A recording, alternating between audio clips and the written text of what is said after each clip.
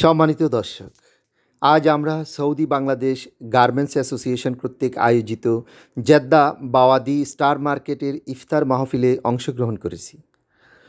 পবিত্র কোরআনের তেলাওয়াতের মাধ্যমে রমজানের তাৎপর্য তুলে ধরা হয়।